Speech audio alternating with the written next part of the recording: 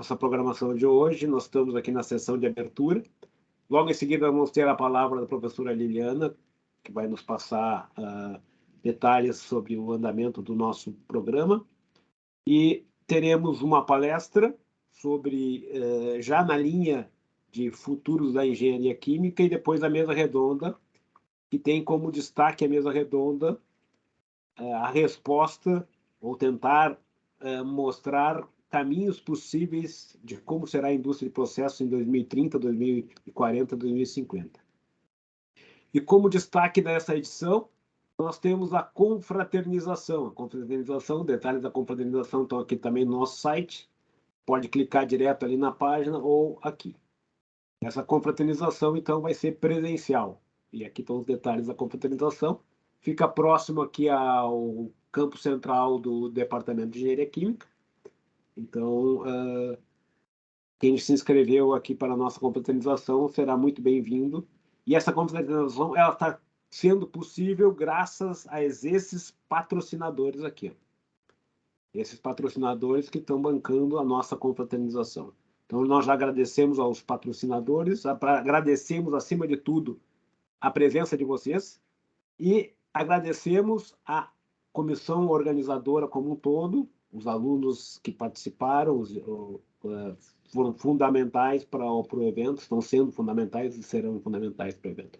Então, eu passo a palavra agora para a professora Liliana, para que ela comece os trabalhos em si. Obrigado. Muito obrigada, Jorge, como coordenador do evento. Eu vou compartilhar, então, aqui a minha tela.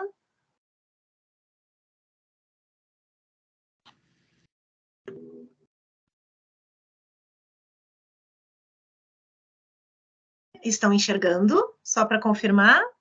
Sim. Tá. Sim, prof. Obrigada. Então, boa tarde a todos, sejam muito bem-vindos. Com muita alegria que eu vou dar as boas-vindas a vocês, né, em nome da comissão coordenadora do PPGEC, em nome da comissão também organizadora aqui do Simpós. E esse evento é um evento pelo qual nós temos muito carinho, e que nessa oportunidade, por estar ocupando o cargo de coordenadora do programa de pós-graduação em Engenharia Química, eu estou tendo a sorte de estar aqui com vocês para dar as boas-vindas. Eu começo falando do nosso evento, né, do nosso slogan, né, aproximando a pós-graduação em empresas. Então, isso é muito importante. Nós fazemos pesquisa, a nossa pesquisa nos leva a inovações, porque se nós estamos estudando, se nós estamos fazendo um mestrado, se nós estamos fazendo um doutorado, se nós estamos fazendo pesquisa, é pesquisa e desenvolvimento. E a pesquisa e o desenvolvimento levam a inovações. E essas inovações nos levam a que a gente queira aplicar o que nós fazemos. Então, o PPGEC, ele está muito engajado com o Simpós a tornar possível que a gente possa aplicar as nossas pesquisas. E para que isso seja possível, a interação empresa-universidade, ela é fundamental. E através dela, a gente vai fazer algo pelo qual nós somos bastante cobrados, que é interagir com a sociedade através dos nossos avanços tecnológicos e científicos. Ou seja, nós temos que devolver para a sociedade aquilo que nós fazemos. E como que a gente faz isso? Não é ficando quietinho, é mostrando os nossos produtos. Esse evento, ele é muito importante porque enfatiza o impacto e o caráter inovador da nossa produção intelectual, em função da natureza do nosso curso. E esse, pessoal, por mais incrível que pareça, é um dos itens através dos quais nós somos avaliados. O programa de pós-graduação em Engenharia Química da URGS, ele é conceito 6, almejamos um conceito 7, e para isso nós somos avaliados pela CAPES, que é o órgão que avalia, então, os programas de pós-graduação estrito sensu, e nós temos que preencher a plataforma Sucupira, na qual nós colocamos todos os dados. Que dados são esses? Quem fez o curso, o que fez, o que estudou, os professores, a produção científica é o nosso espelho. E o nosso espelho também é medido pelo caráter inovador e pelo impacto das nossas ações justamente na sociedade. Impacto econômico, impacto social, sim, e cultural. E é por isso que o nosso programa, através do Simpós, acha tão importante fazer como marco no ano a gente sentar para poder discutir o que nós estamos fazendo e ter essa relação com a sociedade. É a nossa satisfação com a sociedade, fora, claro, as publicações que nós fazemos, seja as teses, dissertações, publicações em artigos científicos. Bom, o que nós buscamos? Nós buscamos qualidade e adequação das nossas teses, dissertações e publicações em relação a quê? As áreas de concentração e as linhas de pesquisa do programa, porque tudo está, uma coisa está ligada à outra. Então, nós temos que trabalhar de forma coerente. E aqui, o nosso evento, a gente tem, né, o nosso eixo, e que é muito importante que a gente divulgue, então, o que nós estamos fazendo, que a gente possa debater e ter ideias. E isso vem através da nossa mesa redonda, através do momento em que eu sei o que o meu colega está fazendo de pesquisa, o que os grupos diferentes de pesquisa estão fazendo, para que a gente possa interagir. E aí, então, a gente começa a pegar essas ideias e tirá-las do papel e colocá-las na prática. Acho importante a gente destacar alguns fatores do nosso programa de pós-graduação, e entre eles a capacitação do corpo docente.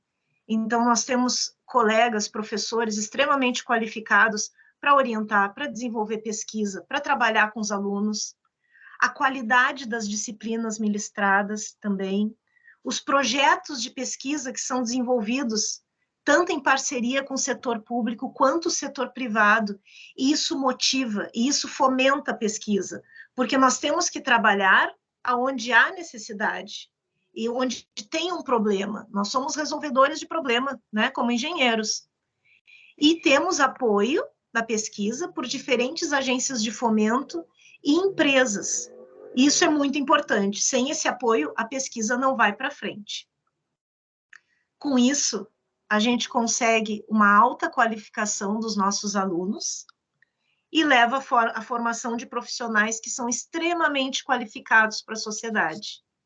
Profissionais que vão interagir, profissionais que vão dar um retorno e que podem atuar, assim como nós já vimos, nós temos o nosso encontro mensal, profissionais que podem atuar na academia, na empresa, em qualquer instituição, mostrando o seu potencial, certo? Eu gostaria de fazer uma observação, nada disso é possível sozinho, por isso eu botei essa figura, nós trabalhamos juntos, e aí eu gostaria de fazer alguns agradecimentos para as nossas engrenagens, as nossas forças motrizes, a comissão organizadora do evento, os alunos que vão apresentar, mostrar sua pesquisa, os palestrantes que aceitaram estar aqui conosco e valorizaram o nosso evento, os patrocinadores que estão aqui conosco também e confiaram, e especialmente aos professores do curso, que fazem com que essa roda, com que essa engrenagem, ela ande. E é fundamental. Então, assim, temos inúmeros aspectos também para agradecer. Tivemos um ano bem difícil, né? 2 anos de pandemia, mas eu convido a todos a resgatarem a autoestima, resgatarem a vontade de ir presencialmente, porque nós estamos retornando presencialmente. Então, venham para o PPGEC, retornem às aulas, aos laboratórios, para a gente poder interagir e que o primeiro passo da gente interagir presencialmente seja amanhã na nossa confraternização. Vai ser um enorme prazer estar encontrando vocês pessoalmente. Alunos que a gente, né, nem vê às vezes a câmera, a gente não abre, mas lá a gente vai se ver e vai ser muito bom. A minha fala foi breve, foi curta, e eu vou passar agora para as representantes discentes, para a Vânia e para a Letícia, finalizarem as boas-vindas, ok? Ok. Prof, pode continuar passando os slides, acho que fica mais fácil do que a gente... Eu posso? Pode. Até a gente compartilhar de novo, vai demorar, eu acho. Então tá, tu vai me avisando, tá? Ótimo, a gente vai ser breve. Então, eu estou aqui como representante discente, a Letícia também. Dá um oizinho, Letícia, para o pessoal. E agora a gente vai agradecer a comissão organizadora, né, e apresentar para vocês. É o professor Jorge Otávio, né, Trierweiler, que é o nosso coordenador. A professora Liliana, nossa coordenadora. A professora Caroline. Eu, né, a Vânia, para quem não me conhece. A Letícia, que também é representante discente. A Victória, a Débora e o Lucas. Então, todos são alunos aqui do nosso programa, alguns professores, né, como o professor Jorge, a professora Liliana e a professora Caroline, e a gente tem o prazer de apresentar para vocês esse evento que a gente fez com bastante carinho. E pode passar, prof. Essa é a nossa programação de hoje, como o professor Jorge já deu uma passada pelo nosso site. Hoje nós vamos ter a sessão com os alunos de doutorado, que é essa primeira sessão que se inicia às 2 horas. Em seguida, nós vamos ter uma palestra, que a gente vai esmiuçar um pouquinho mais nos próximos slides, e seguido da mesa redonda, como o professor Jorge já deu uma palhinha para a gente. Amanhã nós vamos ter, então, a apresentação dos alunos de mestrado, seguida pela apresentação de mais uma sessão com os alunos de doutorado. Toda essa programação está no site, a gente encaminhou para vocês via e-mail também, mas qualquer dúvida podem mandar mensagens para a gente. Pode passar, prof. Então, a nossa palestra ela vai ser ministrada pela engenheira Fernanda Vieira da Cunha, né?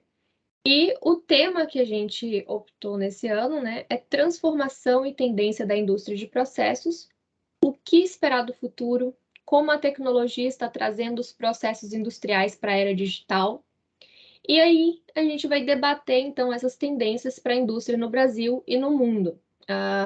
Nós já deixamos no site também, na aba de programação, os formulários para quem já tem alguma pergunta ou que possa já levar esse tema, essa provocação para a Fernanda durante a palestra, mas lá vai ter já esse formulário para vocês enviarem perguntas durante a palestra e antes e até um pouquinho depois para a gente fazer durante a palestra da Fernanda.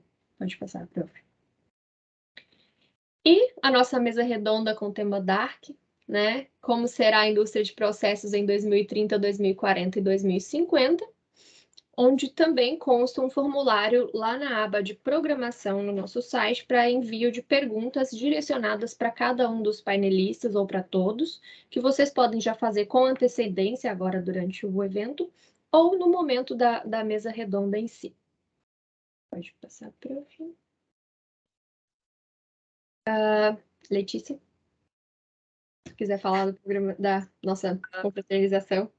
Por último, né, mas não menos importante, tem a nossa confraternização. Esse ano, a nossa confraternização ela vai ser presencial, diferente dos últimos eventos que a gente realizou. Ela vai ser na sexta-feira, amanhã, a partir das 17 horas, vai ser ali um happy hour.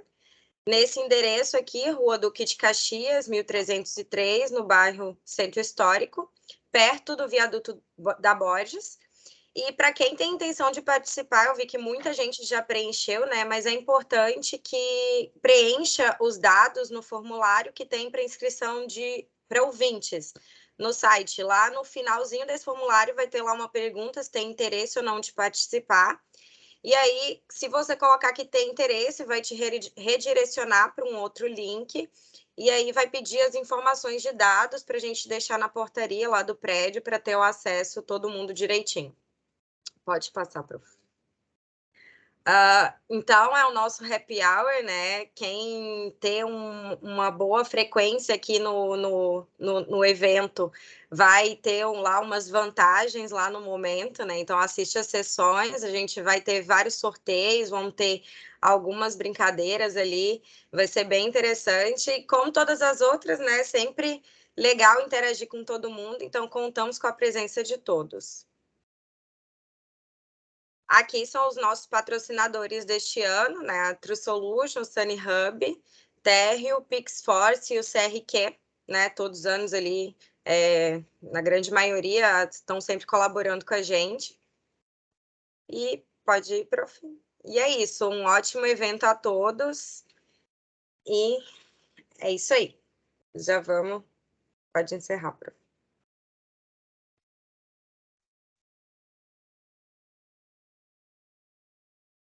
Muito bem.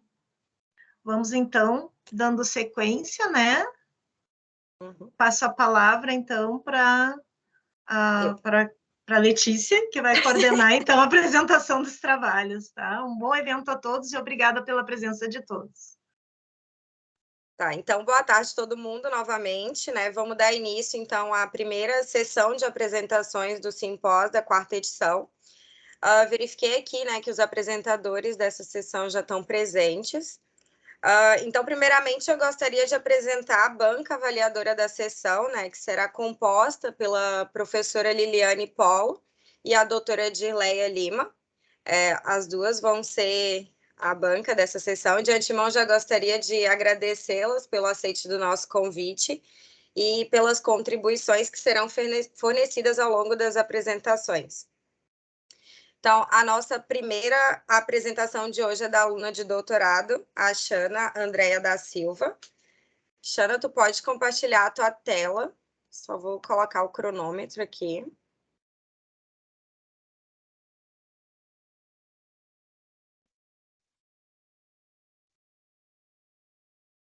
Quando tu estiver preparado, pode me dizer que eu zero o cronômetro. Pode ficar à vontade. Estava no outro. Eles estão me ouvindo bem? Sim. Sim. E está aparecendo a minha apresentação? Sim. Ele não aparece o cronômetro para mim. Eu não sei se eu coloquei o que estava no tutorial, mas eu aciono meu cronômetro aqui também. Tu pode compartilhar só... tu compartilhou só a tua tela? A tua janela, na verdade. Eu coloquei compartilhar janela, como estava lá no tutorial. Vânia, sabe? Era para estar aparecendo. Agora que eu estou falando, né? era para aparecer para você, Xana, um quadradinho pequenininho com... Não está aparecendo? Para o compartilhamento e compartilha de novo a janela. Deixa eu só olhar aqui onde parar o compartilhamento. Isso. Daí compartilha de novo a janela. Janela. E aí eu seleciono a minha apresentação, né? Isso. Agora... Eu não sei por que, mas não aparece. Tá aparecendo a apresentação direitinho, né? A apresentação, sim. Só não aparece para mim o cronômetro, mas eu tô aqui com o meu celular. Eu posso, quando vocês acionarem, eu aciono aqui também. Tá, então. Tranquilo. Vou zerar aqui e tu pode começar. Tá, então, começando Isso. agora. Boa tarde. Então, o meu nome, como já foi dito, é Xana. Eu vou apresentar a pesquisa Desenvolvimento de um método acelerado para avaliação de biodegradabilidade de polímeros e o meu orientador é o professor Nilo. Então, para começar, a gente sabe que cada vez mais materiais poliméricos estão fazendo parte do nosso dia a dia. Eles vêm substituindo outros materiais, como metal, vidro, madeira, em diferentes aplicações. E eles tornaram a vida moderna muito prática, no sentido de ter muitos materiais descartáveis, materiais que facilitam a vida no dia a dia, mas que acabaram se tornando um problema ambiental quando descartados inadequadamente, porque poluem o solo, poluem as águas, causam problema para os animais, e não só para os animais, mas muitas pesquisas têm mostrado que eles chegaram à cadeia alimentar do ser humano, sendo encontrado em pedaços pequenos de plásticos, microplásticos, em sal comercial, em água, em alguns órgãos do corpo humano e, recentemente, até em amostras de sangue.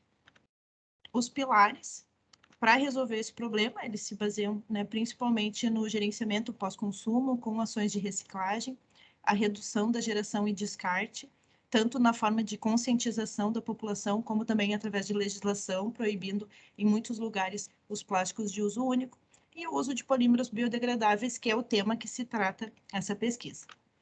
Então, os polímeros biodegradáveis, eles têm sido utilizados cada vez mais Então, nesse gráfico, a gente tem um aumento na produção de bioplásticos, que envolve tanto os polímeros não biodegradáveis de fonte renovável, como os biodegradáveis. Então, esses polímeros biodegradáveis estão cada vez mais crescendo o interesse, e aumentando o interesse nos polímeros biodegradáveis, surge a necessidade de avaliação dessa biodegradabilidade.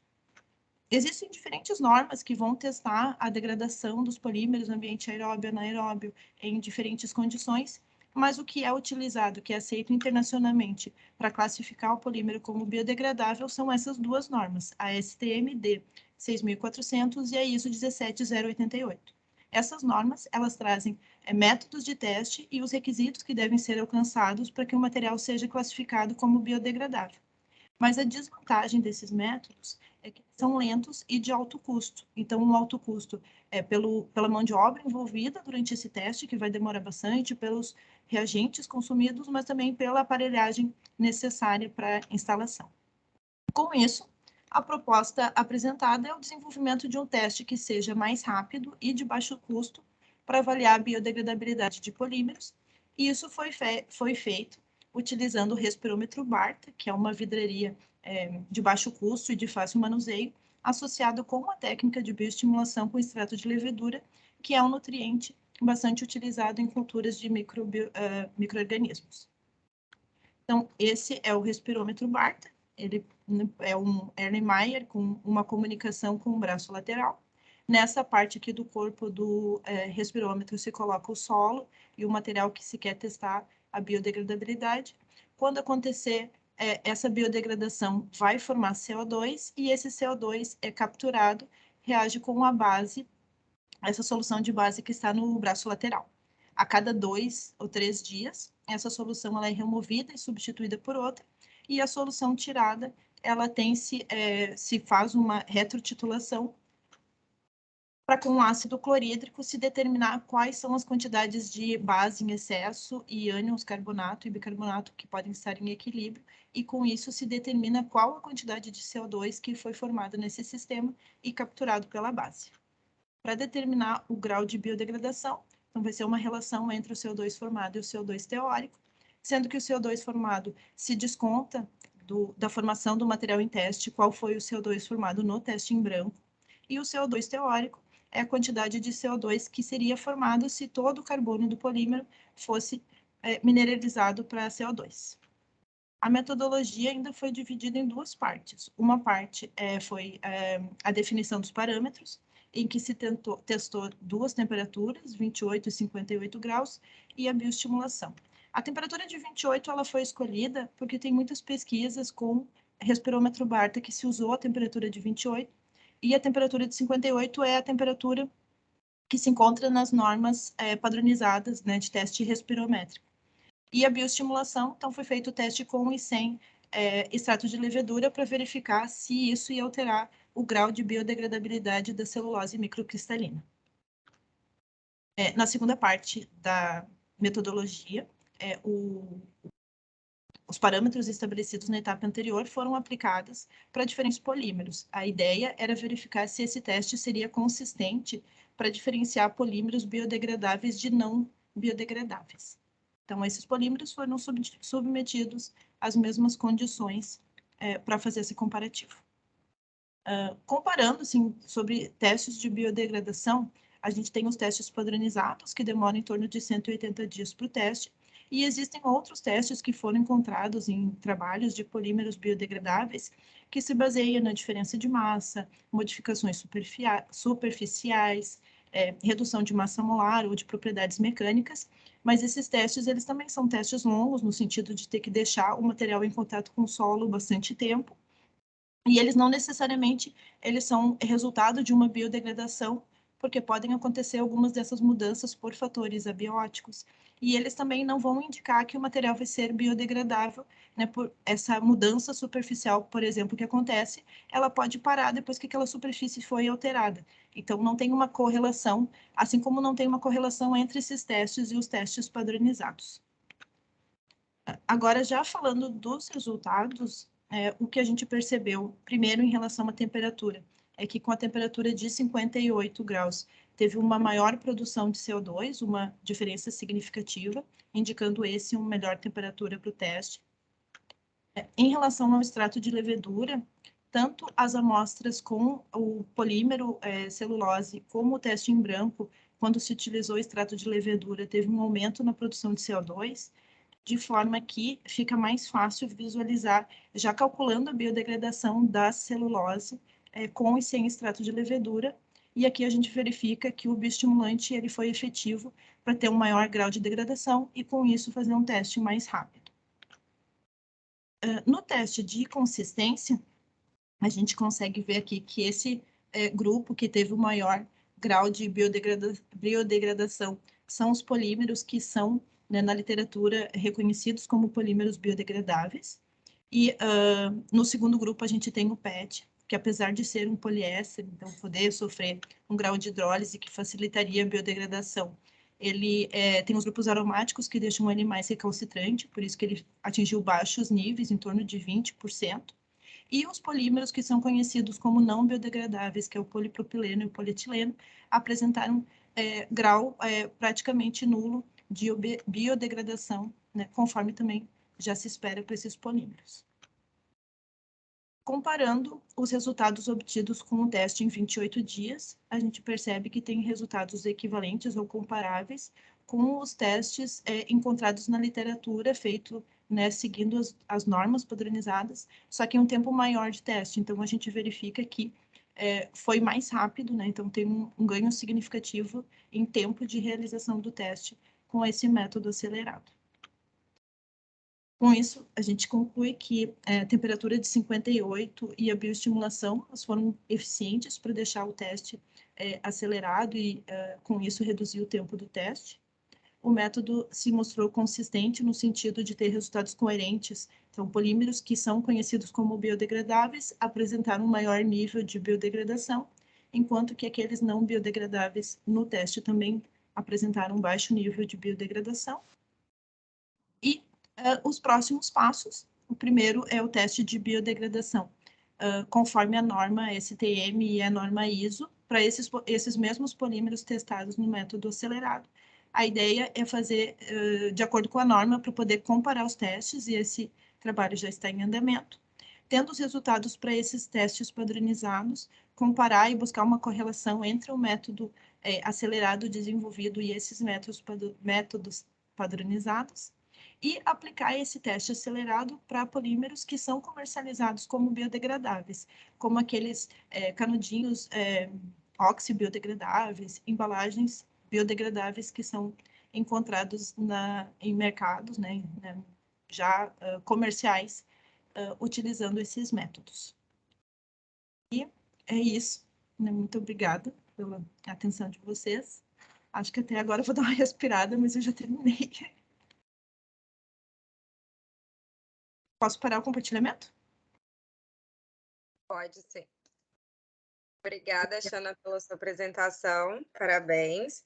Agora eu passo a palavra para a banca, né? Vocês terão 8 minutos para arguição, sendo 4 minutos para cada uma. A ordem de fala fica a critério de vocês, tá? Então, podem ficar à vontade. Vocês estão me ouvindo bem? Sim. Então, eu acho que eu posso começar, né? Vou começar. Queria, primeiramente, dar boa tarde a todos, a comissão organizadora, a Xana, né, pelo belo trabalho. Parabenizar ela e os orientadores, né, pelo trabalho. Agradecer o convite, né, para estar aqui conhecendo o teu trabalho. Eu achei muito interessante. Quando a gente lê um trabalho que não é da área da gente, e a gente vê resultados tão bons, assim, tão promissores, e a gente fica muito feliz por ver o quanto a pesquisa, né, está avançando, apesar de todas as limitações que nós temos aqui no Brasil, né, para fazer pesquisa, a gente vê que a gente consegue fazer milagres com poucas coisas, né, como aqui no teu trabalho, né, tu bem mostrou ali na apresentação, né, com recursos simples, né, baratos, tu conseguiu obter ótimos resultados. Então, eu só tenho a dizer que teu trabalho está de parabéns, né. A gente deve buscar cada vez mais a utilização e desenvolvimento desses materiais biodegradáveis, né,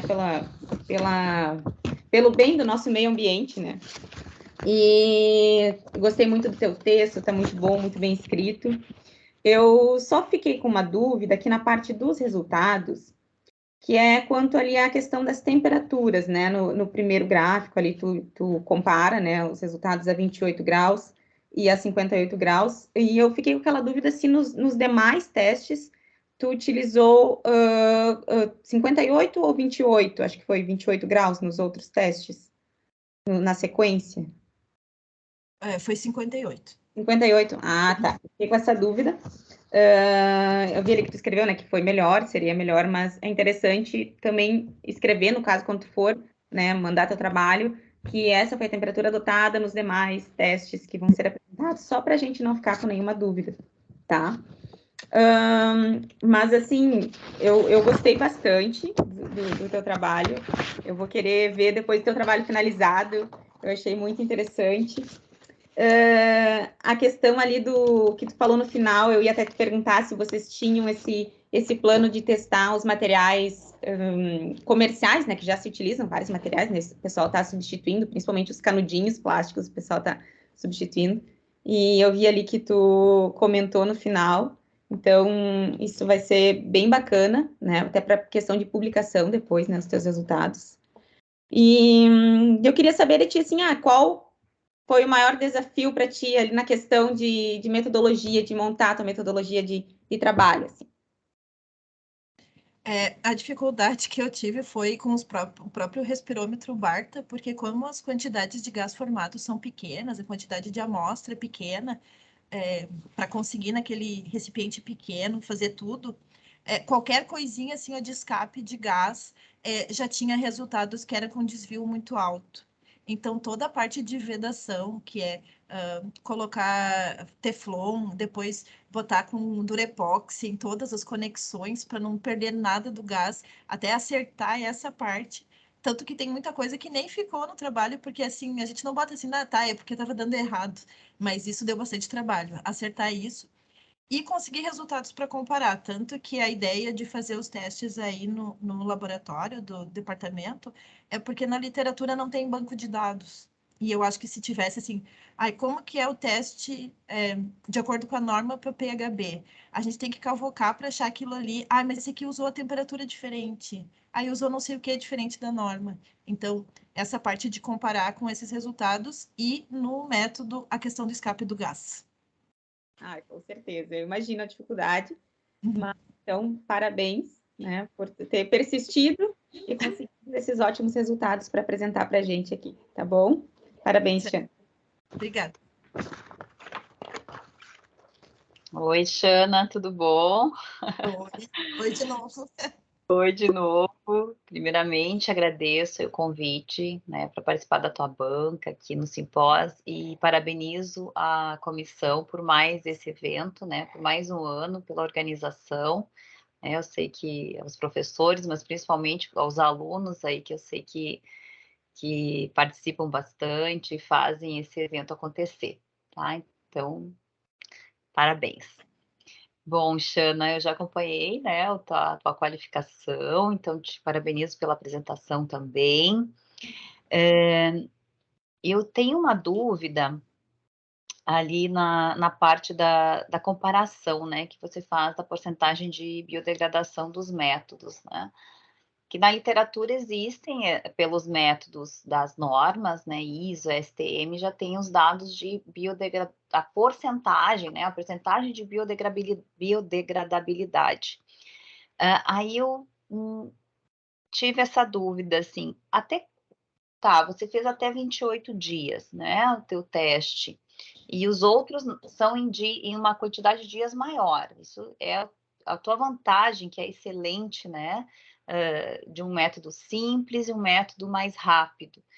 Mas aquele resultado, por exemplo, é muito distante um do outro, dependendo do tipo de polímero ali que você analisou. Então, essa comparação, eu fico pensando, como é que vai ser essa comparação depois, né? Tu já pensou um pouco sobre isso? Assim, a gente a gente tem essa estrutura para começar os testes e fazer o teste padronizado no departamento, justamente por essa dificuldade. Então, o que que a gente vê? Que tem trabalhos que testou o PHB, aí tem um trabalho que parou o teste com 90 dias, aí tem um outro trabalho que parou o teste com 110, aí o outro teste parou com não sei quantos dias. Aí a gente Isso. começa a ter para os outros polímeros essas diferenças. Então, a ideia é a gente fazer e ter, assim, ó, pelo menos como um banco de dados em que eu consiga, assim, eu vou fazer de acordo com a norma, todos eles eu vou parar em 180 dias.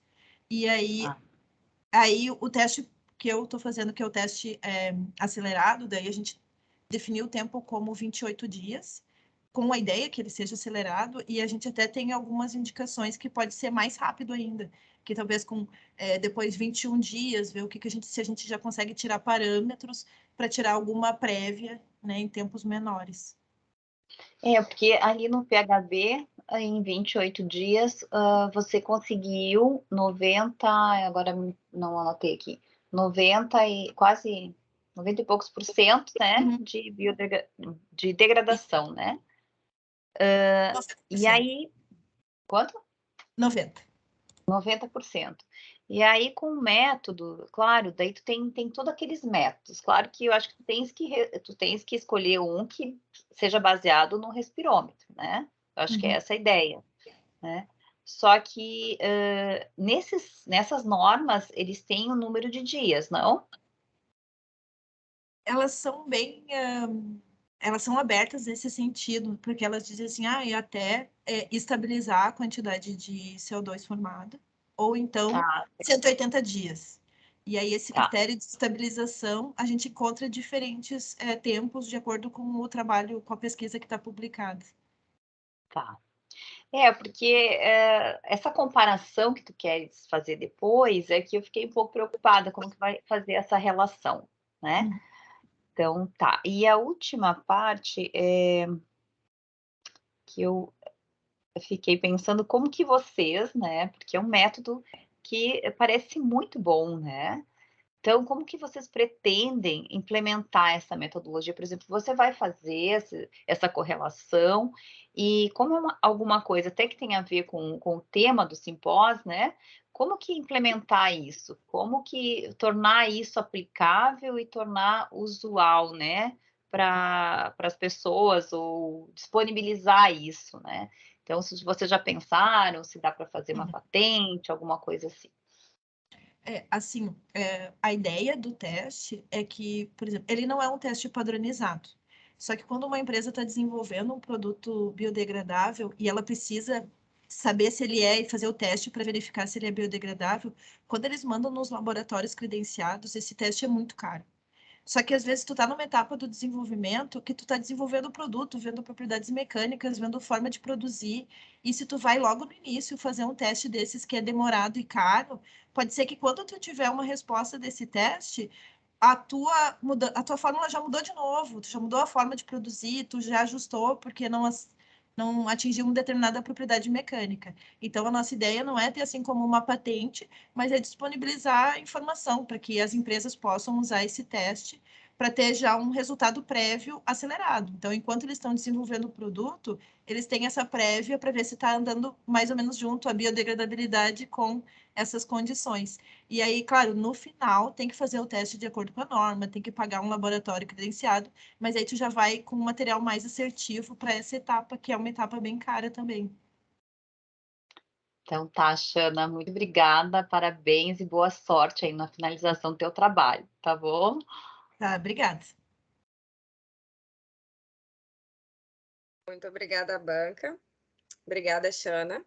Então, agora vamos prosseguir com as apresentações. Então, vou chamar a doutoranda Suiane Bachmann para apresentar o trabalho dela.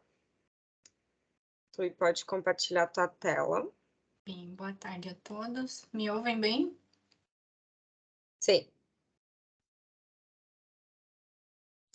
Vendo a tela? Sim. Tu consegue ver o cronômetro? Sim, tô vendo a sua telinha aqui no canto. Perfeito. Se tu tiver dúvida, pode me falar que eu vou zerar. Tá bem, então. Acho que podemos começar. Já. Então, boa tarde a todos. O meu nome é Suiane, eu sou aluna de doutorado aqui do programa de pós-graduação em Engenharia Química. Eu sou orientada pela professora doutora Liliana e pela doutora Tatiana Calvetti. Então, hoje eu vou apresentar uma parte do meu trabalho de doutorado que trata da avaliação das características do resíduo de malte de uma cervejaria do Rio Grande do Sul para uso como adsorvente na remoção de cafeína de matrizes aquosas.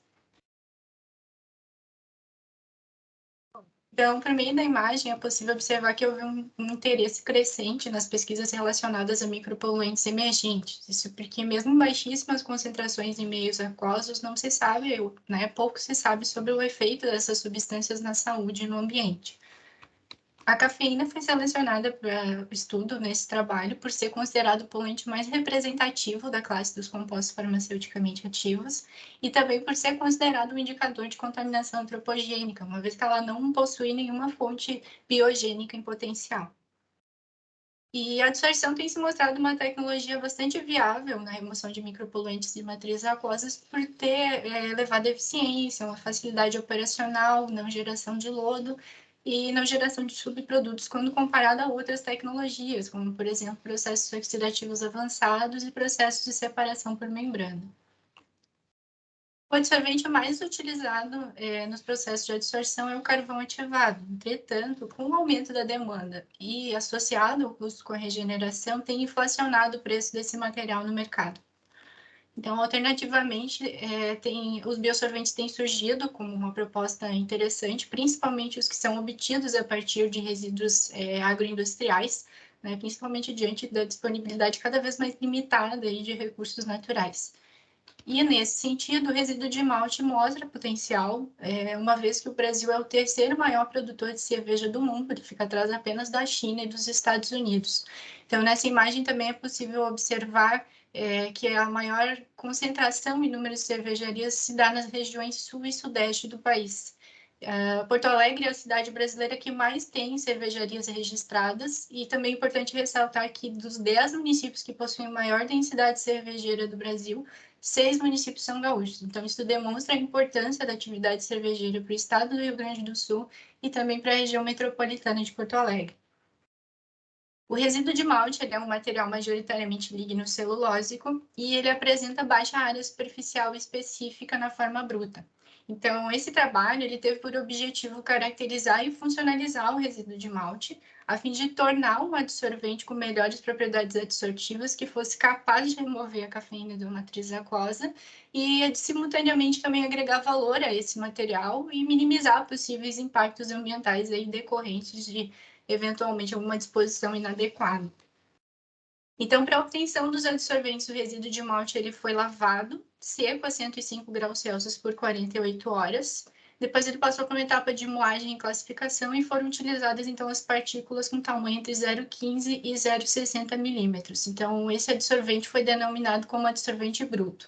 E a partir do adsorvente bruto, então, foram propostos 3 tipos de tratamento. Um tratamento térmico, que foi feito a 300 graus Celsius por 90 minutos em atmosfera de ar. Esse material, então, foi denominado adsorvente carbonizado. Um tratamento químico, que foi realizado com ácido fosfórico, numa proporção, né, de 1 grama de adsorvente para 2,5 ml de ácido. Essa impregnação foi feita a 25 graus Celsius por 24 horas, seguida de mais uma etapa, 105 graus Celsius por mais 24 horas. Em seguida, esse material foi lavado para remoção do excesso de ácido, e aí a gente tem o adsorvente ácido. Por fim, também foi realizada uma técnica combinada, então, onde se fez a impregnação ácida e ainda se adicionou uma etapa de tratamento térmico, então, a 550 graus Celsius por 60 minutos, também em atmosfera de ar. E esse adsorvente, então, recebeu a denominação de adsorvente ácido carbonizado. Esses adsorventes, então, foram caracterizados por meio da determinação do ponto de carga zero. Também foram realizadas análises termogravimétricas para determinar as temperaturas ótimas dos tratamentos térmicos, tanto no adsorvente bruto quanto no adsorvente funcionalizado com ácido. Os grupos funcionais, então, foram avaliados por meio de espectrofotometria no infravermelho com transformada de Fourier. E as áreas superficiais foram determinadas pelo método Brunauer, Emmert e Teller. E, por fim, a morfologia foi avaliada, então, por microscopia eletrônica de varredura. Os ensaios de adsorção foram realizados em triplicado, em agitador de Wagner, para uma concentração inicial de cafeína de 20 mg por litro, uma dosagem de absorvente de 10 gramas por litro, a 30 RPM por 60 minutos. Posteriormente, a suspensão foi filtrada e o filtrado foi lido, então, em espectrofotometria na região do ultravioleta para o comprimento máximo de absorção da cafeína, que foi de 273 nanômetros. Bom, os resultados da literatura, da revisão bibliográfica, demonstram que foram encontrados apenas trabalhos utilizando resíduo de malte como adsorvente para remoção de corantes e íons metálicos. Então, não foram encontradas informações na literatura sobre a absorção da cafeína de matrizes aquosas por resíduo de malte, nem na forma bruta, nem na forma de biochar, e nem pesquisas que utilizaram as mesmas condições de funcionalizações propostas nesse trabalho. Como estratégia de pesquisa, foi realizado, então, 3 tipos de tratamento no adsorvente bruto, o térmico, o químico e combinado, conforme já descrito anteriormente na metodologia. Esses adsorventes foram caracterizados, simultaneamente foram realizados ensaios de adsorção e determinados, então, a eficiência de remoção de cada adsorvente. E de posse do adsorvente que apresentou a maior eficiência de remoção, então, foi realizado um estudo mais aprofundado, né, um estudo cinético sobre isoterma e sobre o estudo termodinâmico desse adsorvente. Como principais resultados, então, a gente observa que os valores obtidos para o ponto de carga zero foi próximo do neutro, com exceção do adsorvente ácido. Isso indica que esses adsorventes possuem uma predisposição a interagir aí, tanto com espécies aniônicas quanto catiônicas, né, no pH ali próximo, né, de neutro. Os resultados do termograma, então, mostram 2 patamares principais de perda de massa, um entre 200 e 400 graus Celsius, que está relacionado, então, à decomposição de celulose e hemicelulose, e um segundo patamar, ele fica um tanto sobreposto, mas vai de 200 a 600 graus Celsius, relacionado, então, à perda parcial da lignina. Os espectros do FTIR para o adsorvente bruto demonstram, então, tanto bandas intensas quanto bandas moderadas, relacionadas principalmente a estiramentos e deformações angulares dos grupos funcionais. Então, foram identificados grupos hidroxila, relacionados a alcanos, alcenos, carbonila, carboxila.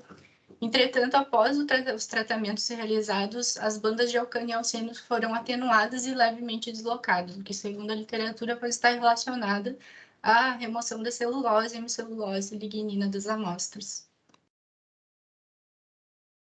A melhor área superficial foi obtida para o adsorvente submetido ao tratamento combinado, então foi de 147 metros quadrados por grama, e observa-se que isso representa um aumento de mais de 100% se comparado à área superficial obtida para o adsorvente bruto. Os tratamentos também foram capazes de alterar a morfologia das amostras, então a gente observa que enquanto para o resíduo de malte, para o adsorvente bruto, perdão, a gente observa uma estrutura mais densa e fibrosa.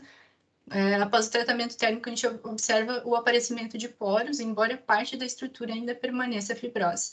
Já para o adsorvente ácido e adsorvente combinado, a estrutura já apresenta uma morfologia mais lisa, fragmentada e com poros mais heterogêneos.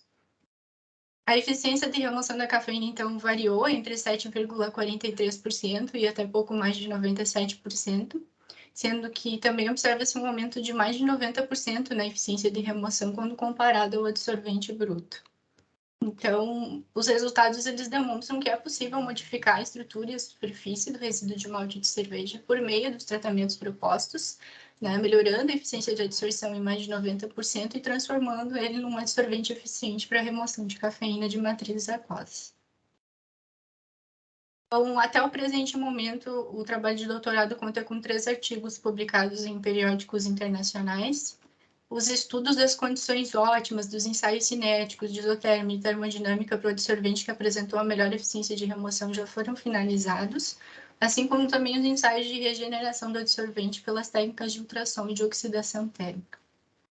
Então, como etapa subsequente, ainda espera-se poder realizar ensaios com uma matriz real. A previsão de qualificação é junho de 2022 e a previsão de defesa, então, é dezembro de 2022. Então, eu gostaria de agradecer a atenção de todos, agradecer as minhas orientadoras, a banca, por ter aceitado a avaliação desse trabalho e também a comissão organizadora. Muito obrigada.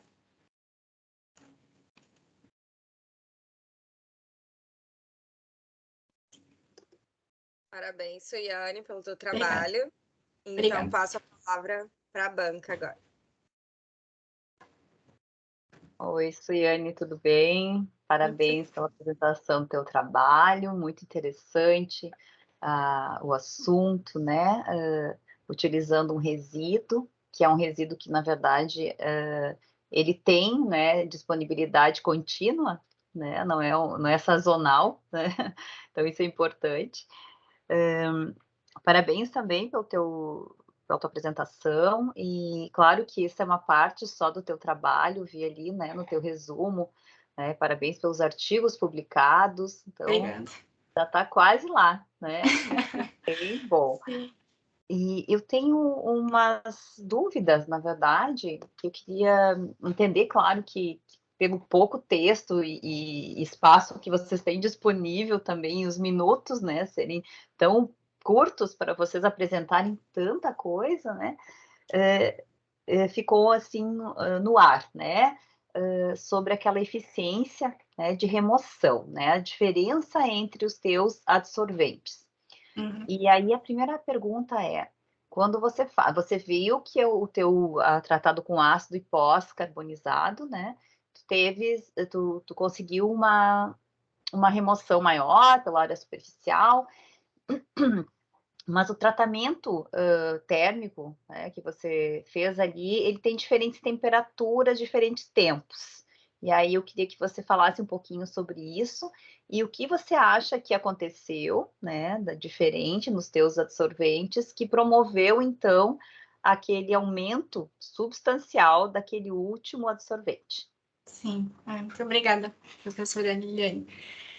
Bom, então, na verdade, em relação ali à primeira questão da diferença das temperaturas de tratamento térmico, é porque são tratamentos diferentes, né? Um foi o objetivo fazer só o carbonizado e o outro fazer um tratamento combinado. E essas temperaturas a gente determinou a partir de análises termogravimétricas. Então, a gente submeteu o adsorvente bruto na análise termogravimétrica, utilizamos aí a temperatura de onde a gente teve o pico de derivada máxima, que é onde, teoricamente, eu teria um maior percentual de perda de massa, e o que ficaria na amostra, teoricamente, seria carbono fixo. Então, a partir da derivada, a gente determinou a temperatura de tratamento térmico para o adsorvente carbonizado, e a gente fez a mesma sistemática para o adsorvente ácido, para determinar ali a temperatura de 550. Então, essas temperaturas foram determinadas por meio ali das análises termogravimétricas. Até porque, em função dessa questão da pandemia, a gente meio que teve que... a ideia era que fosse feito um estudo mais aprofundado sobre a determinação das condições ótimas, mas como a gente teve que correr um pouco, a gente usou essas análises para poder ter um direcionamento melhor, né?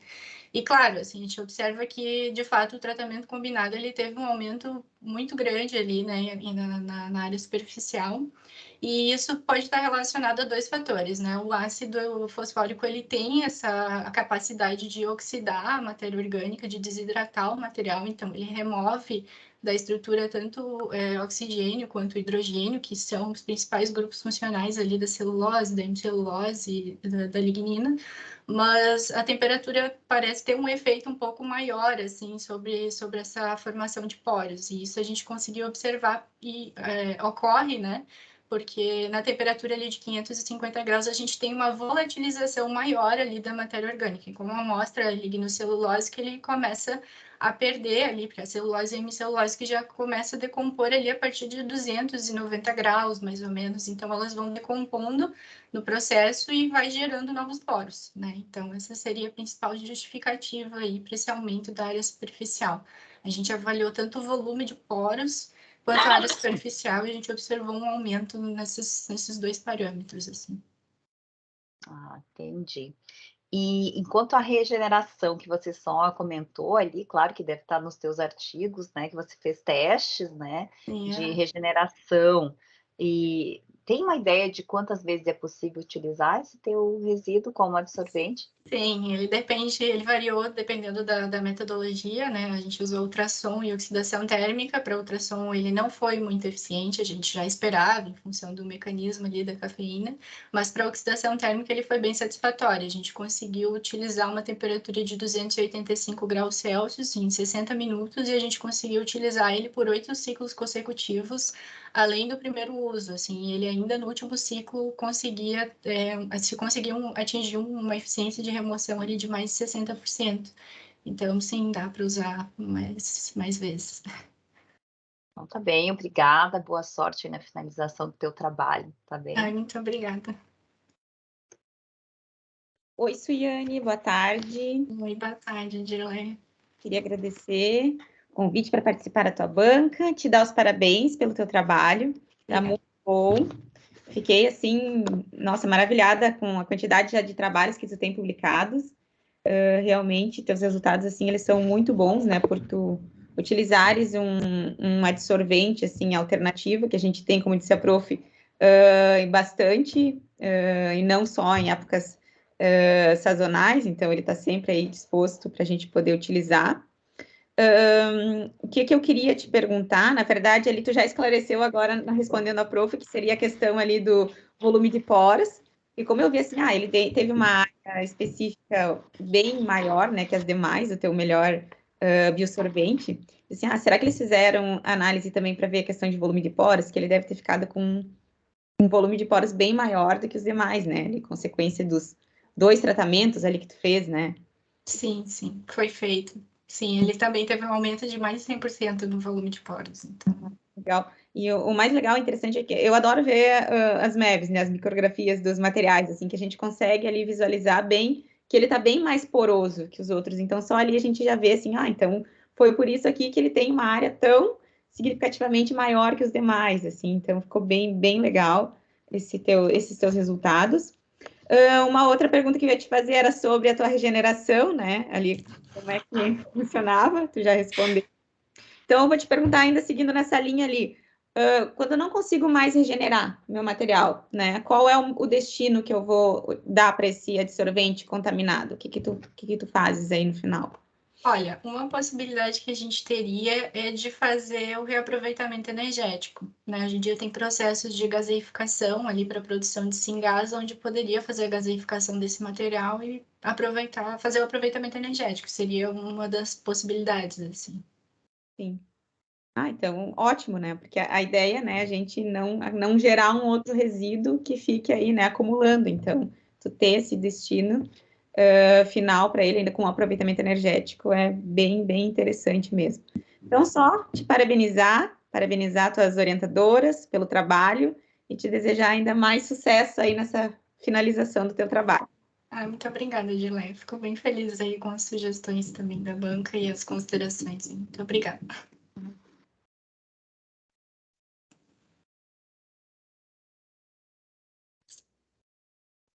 Obrigada, Suiane. Obrigada, banca, pelas considerações. Vou chamar agora a próxima apresentadora, que é a doutoranda Thais Schmidt. Olá. Pode compartilhar a tua tela, Thais.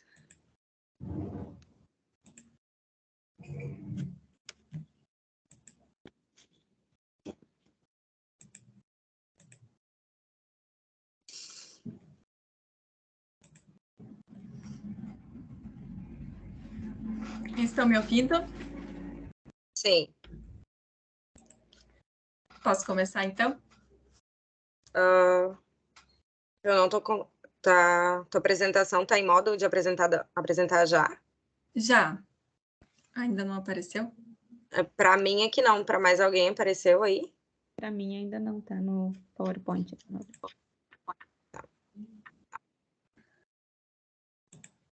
Um pouquinho. Vou parar e compartilhar de novo.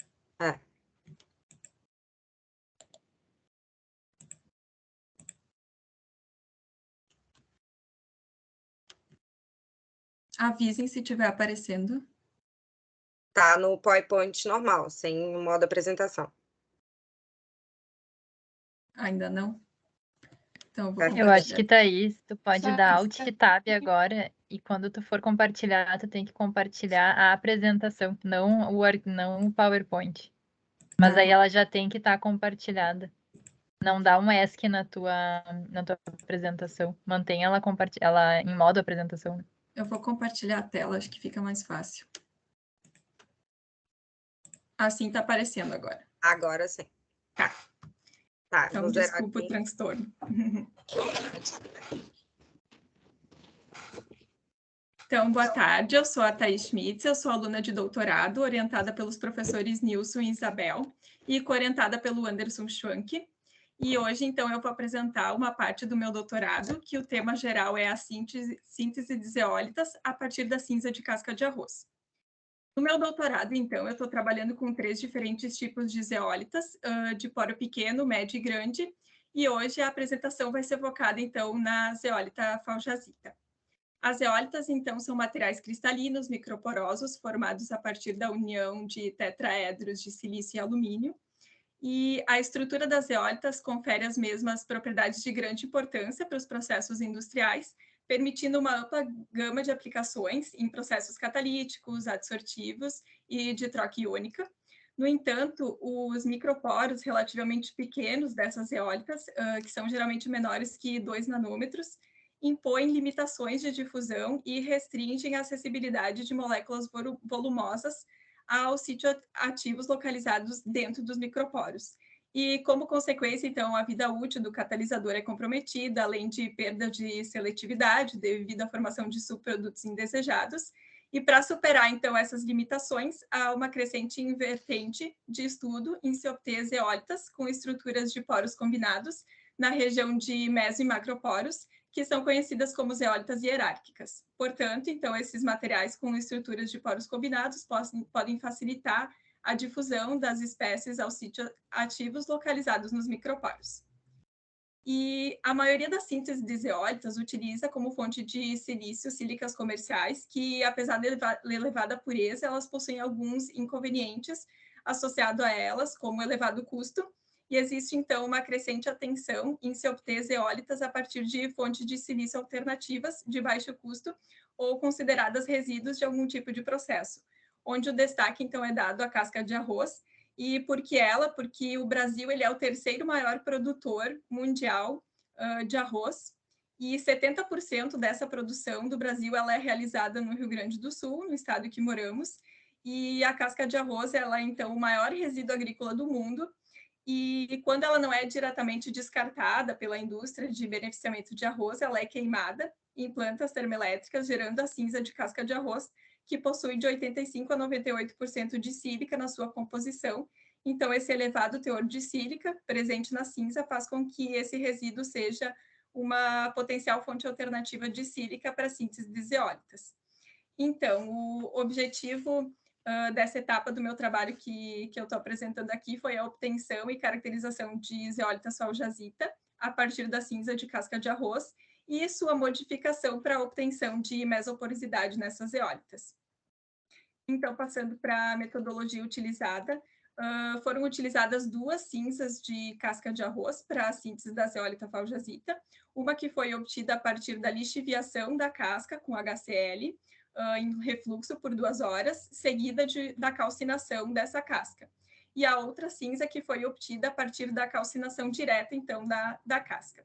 A síntese da zeólita foi realizada, então, de acordo com a literatura, onde os reagentes químicos foram misturados na razão molar apresentada, e essa mistura foi transferida, então, para autoclaves de aço inoxidável, revestidas com teflon e aquecida a 90 graus Celsius por 24 horas. E após, então, a reação hidrotérmica, as amostras preparadas foram filtradas e lavadas, e o material sólido foi, então, seco e chamado de FAO-CL, quando eu sintetizei usando a cinza lixiviada e calcinada, e FAO-C, quando a zeólita foi obtida a partir da cinza somente calcinada. E para introduzir, então, mesoporosidade nessas zeólitas sintetizadas, foi realizado um tratamento pós-síntese com ureia em condições hidrotérmicas, onde se utilizou, então, uma relação ureia-zeólita de 1:3. Essa solução foi mantida sob agitação por 20 minutos e foi colocada também em autoclaves, mantida a 220 graus Celsius por 12 horas. Após foram filtradas, secas e calcinadas a 350 graus Celsius por 12 horas. E essas zeólitas, então, pós-tratamento foram chamadas de HFAUCL e HFAUC. E essas zeólitas, então, tanto sintetizadas sem o tratamento, com o tratamento, foram caracterizadas por difração de raio-x, adsorção e desorção de nitrogênio e microscopia eletrônica de varredura. Passando para os resultados de caracterização, então, das cinzas. Na figura estão apresentados os difratogramas de raio-x das cinzas de casca de arroz utilizadas. A gente pode ver a banda larga no nível 2 θ em cerca de 18 e 24 graus, que indica a natureza amorfa dessas cinzas. E, através dos resultados obtidos por TGA, a gente pode ver que a perda de massa total, então, das cinzas foi de 3% para a cinza somente calcinada e de 5% para a cinza lixiviada e calcinada, que são, então, decorrentes da eliminação de água absorvida na superfície. E passando para os resultados das caracterizações das zeólitas, a gente pode ver no DRX que as zeólitas sintetizadas a partir das duas cinzas de casca de arroz, elas apresentaram os picos característicos da zeólita faujasita. As zeólitas hierárquicas preparadas, elas apresentam os padrões de DRX também da zeólita faujasita, porém, a gente pode observar que houve uma perda da cristalinidade da zeólita após o tratamento, indicando a dessilicação, então, do material. E a tabela, então, mostra as propriedades texturais das zeólitas que foram sintetizadas. A gente pode ver o incremento no volume de mesoporos em 157% para a zeólita hierárquica sintetizada com a cinza calcinada e 131% para a zeólita sintetizada com a cinza lixiviada e calcinada, e também um aumento da área externa de 209% e 229%, respectivamente, para essas zeólitas. E esse incremento, então, observado no volume de mesoporos, após o tratamento com a ureia, ele foi gerado pela dissolução que teve da sílica da zeólita, que gerou, então, os mesoporos nesse material. Aqui na figura estão apresentadas as imagens de micrografia eletrônica de varredura da zeólita sintetizada com a cinza calcinada e a zeólita tratada. A gente pode ver, então, na micrografia que teve-se uma modificação significativa da morfologia da zeólita após o tratamento com ureia, né? Ela ficou com um aspecto esponjoso, mostrando, assim, que se obteve, então, um material com mesoporosidade. Como conclusões, então, foi possível sintetizar a zeólita faujasita a partir da cinza de casca de arroz, e o tratamento com ureia ele foi eficaz para promover a produção de mesoporosidade nas zeólitas. Então, o cronograma do meu doutorado eu iniciei em abril de 2019. Eu já fiz a submissão nesse semestre do primeiro artigo, que já foi aceito. Agora, nessas próximas semanas, eu vou fazer a aplicação das zeólitas MCM22 e faujasita. Na França, a gente vai fazer testes catalíticos com ela. No próximo semestre, eu pretendo, então, qualificar e fazer a aplicação das zeólitas LTA, que também foram sintetizadas, e a previsão de defesa, então, está para o primeiro semestre do ano que vem. Muito obrigada a todos.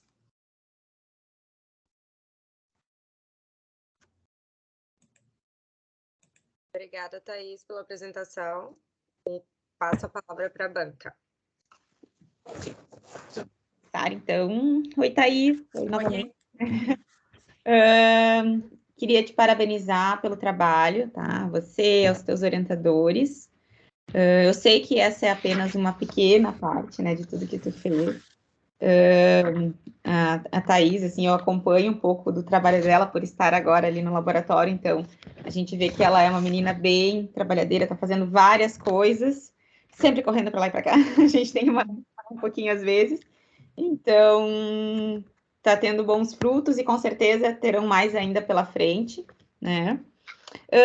Sobre essa parte ali do teu trabalho, né? Na verdade, como um todo, eu queria, né, parabenizar por tu estar agregando valor, né? Um resíduo que a gente tem em abundância, que às vezes a gente não tem nem onde colocar mais esse resíduo, então pode, né, se tornar um contaminante. e tu está agregando valor, né, a esse resíduo através do desenvolvimento de zeólitas, né, que é um material que tem inúmeras aplicações. Então, a gente tem aplicações na dissorção, ali, como tu falou, tu vai fazer aplicações em catálise. Então, ela tem diversos usos, né? Do teu trabalho, assim, de dúvida, o que eu fiquei ali na questão dos resultados, era mais, assim, saber de ti, assim, porque eu olhei ali nos teus resultados, a gente vê que os teus microporos, eles estão se transformando ali em mesoporos ali pelos resultados. Seria mais ou menos isso que tu está fazendo com o tratamento com a ureia, né? Essa conversão de micro em mesoporos. Isso. Na verdade, o intuito é gerar mesoporos interconectados com os microporos, para facilitar, então, nesses testes catalíticos. Então, eu vou descobrir agora, testando, se eu obtive mesmo, então, uma zeólita hierárquica onde esses poros estão interconectados. Mas teve, sim, então, perda dessa microporosidade, e que foi, então, pela geração desses mesoporos. Sim. E, então, a gente percebe também, analisando ali, que a tua área BT, né, ela reduz bastante. Então, seria também... Isso, da mesma forma, por conta disso, né? Como os mesoporos, a área superficial deles é menor do que dos microporos, né? Então, por isso que teve também essa perda da área superficial. Sim. Mas aí agora tu vai ver, né? Se foi benéfico ou não, a gente vai ver se a gente aplica, né? Mas seria... Deixa eu ver o que tem mais de pergunta. Se teria alguma outra metodologia simples, assim, que se possa usar para obter essa mesoporosidade, além dessa que tu fizeste com ureia, assim, que tu conheces, assim, que tu lembra? Sim. Tem dessilicações que são feitas simples, como com NaOH, só que daí é um meio muito mais alcalino, né? A ureia é um meio mais estável, e aí por isso ela tem o benefício, então, porque ela consegue não destruir totalmente a zeólita, e sim só gerar esses mesoporos. Assim é. Que se acabar destruindo o teu material, também depois acaba prejudicando, né, a aplicação. Sim. Mas então é isso. Eu desejo para ti, assim, muito sucesso agora nessas próximas etapas e muito sucesso lá na França, que a gente obtenha ótimos resultados. Tá? Tenho certeza que vai ser muito válida esse teu período lá, o teu trabalho. E parabéns. Muito obrigada, Dirleia. Oi, Thaís, tudo bem? Oi, prof, tudo bom?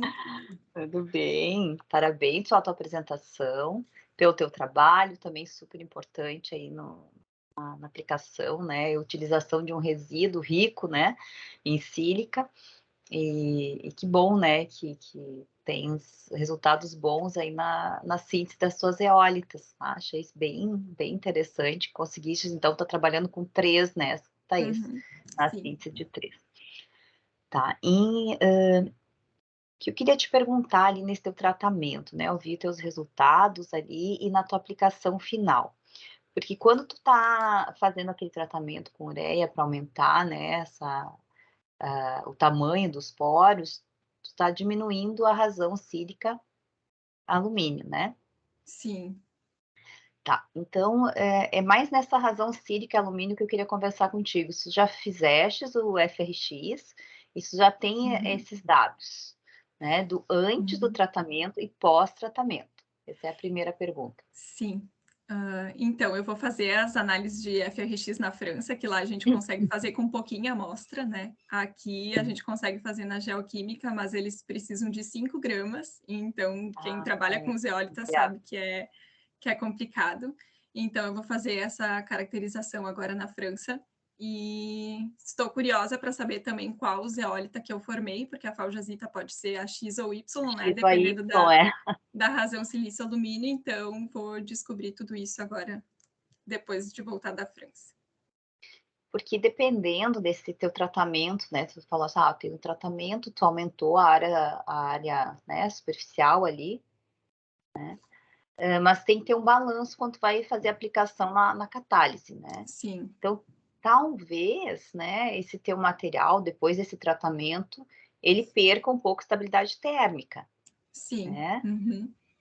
Então, talvez ele não seja mais aplicado, né, para esse tipo de função ali na parte da catálise, mas ele vai ficar super adsorvente, Sim. né? Então, é isso que tu estás, né, tu vais descobrir, né, com Isso. essa caracterização e vai ver se realmente... É que são vários fatores, né, Thaís? É tanto a área externa, né, o tamanho de poro e essa razão sílica-alumínio, né? Então, era mais nesse sentido que eu fiquei, assim, pensando, dependendo do que tu tá formando ali, vai ser ou não aplicado ou não, mas... Sim. Estou bem curiosa que lá também vou conseguir fazer alguns testes para saber o tipo de sítio ácido que eu tenho nessas minhas eólitas, né? Se são forte ou fraco e tudo isso eu vou descobrir. Então, é uma curiosidade também comparar, então, dessas tratadas com GREA e não tratadas. Uhum. Não, era isso aí que fiquei mais nessa dúvida, que eu acho que essa próxima etapa aí vai ser decisiva até na aplicação dessas duas eólitas, né?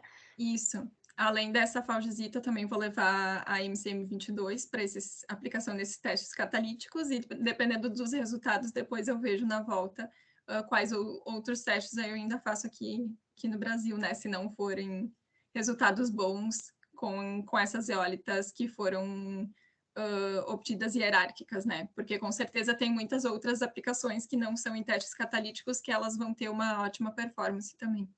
Exato, isso que eu queria, né, te falar, né, que talvez não sejam tão boas, dependendo da rota que tu vai seguir ali, para essa aplicação, mas que elas também podem ser aplicadas em outros processos, né? Sim. Tá bom, te parabenizo e te desejo boa sorte nas próximas etapas. Muito obrigada, prof.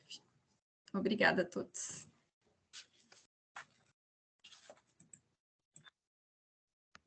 Obrigada a todo mundo. Obrigada, Thaís. Obrigada, banca. Então, eu gostaria, a gente encerra aqui as